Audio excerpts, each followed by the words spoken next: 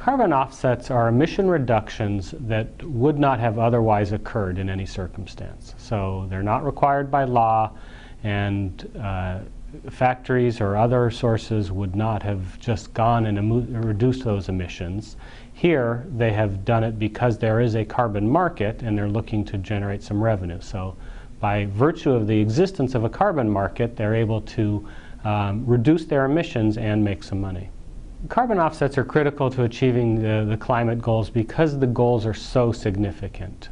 We're talking about a 20% reduction by 2020 or thereabouts, and a 50% or 80%, excuse me, reduction by 2050.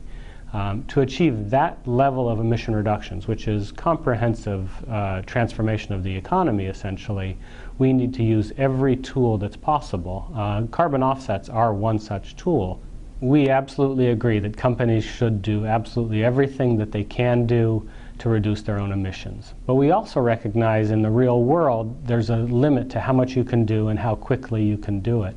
And this is the role that offsets actually provides. Offsets allow companies to reduce emissions on site to the extent that they can, but then to meet their compliance goals, their targets under regulation, they go out and seek additional emission reductions off-site. And from an atmospheric standpoint, there is still a net benefit to the environment. And we are an environmental organization. We strongly believe there has to be that sort of net benefit to the environment.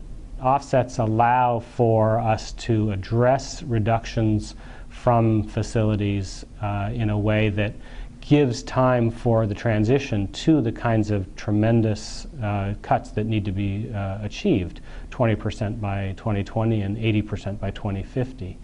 That's not going to happen overnight.